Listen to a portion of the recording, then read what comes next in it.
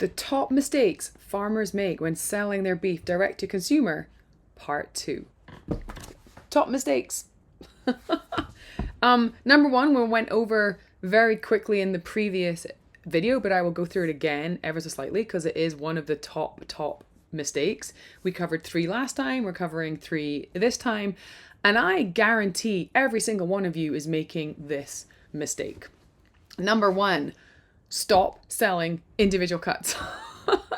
And the reason is there's multiple reasons why, and we're just going to touch on them because if you want to go to the previous video, I go into them in a lot more detail. But number 1, stop selling individual cuts. If your store looks like this, I have some here, hang on.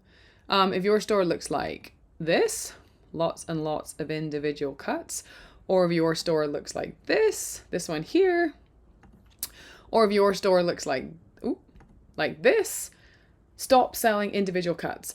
And the reason is, well, there's a few reasons why, but they're all super valid. Number 1 is you reduce your average order or average cart value. And when that number is small, it means your revenue is small. So, hang on.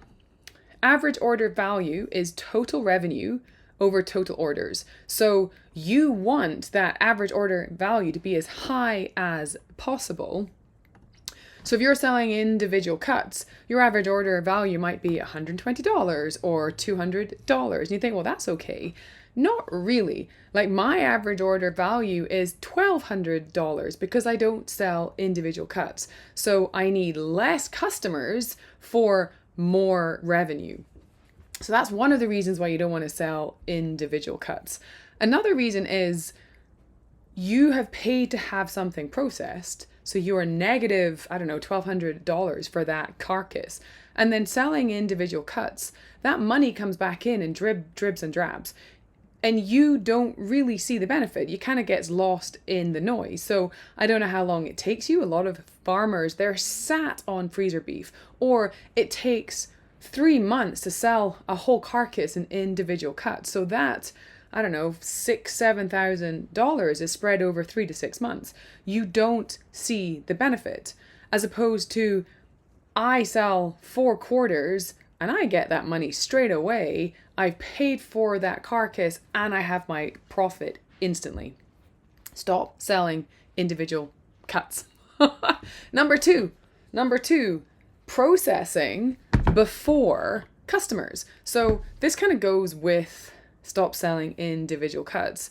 Stop processing your beef before you have those customers.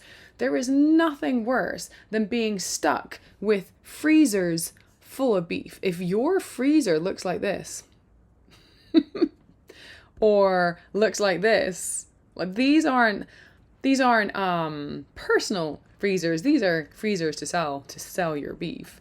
Or your freezer looks like this. Mine is empty. That if you have a freezer full of beef, it means you haven't found those customers yet. So you're waiting. So again, you're in the negative. You've paid the processor, you don't have the money yet. So it's a lot easier to build that platform, build that customer base before you have that meat processed.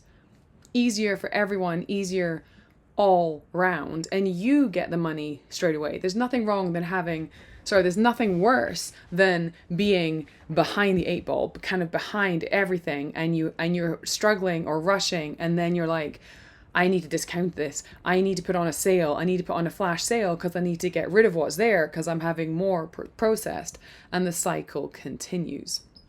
So number 3 kind of goes hand in hand with number 2. Number 3 is not pre-selling.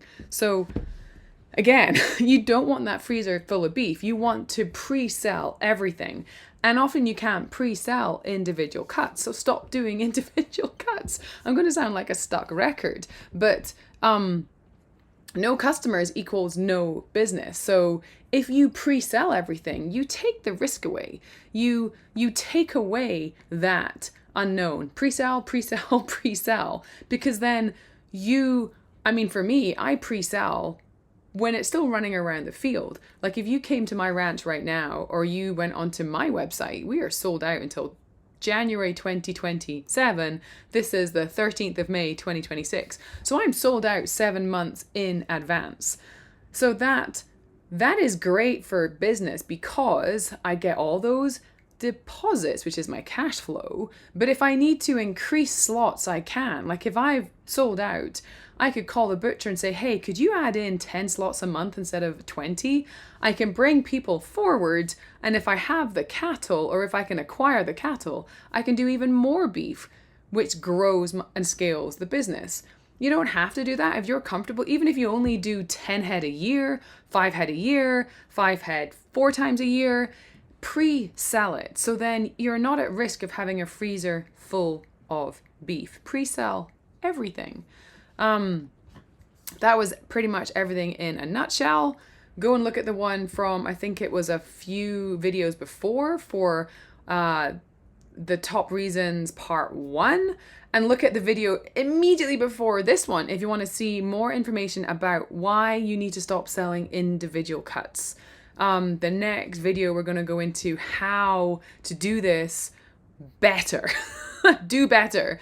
And we'll keep on showing you all these little tidbits, all these amazing lessons to get you and your beef business up here and not down here.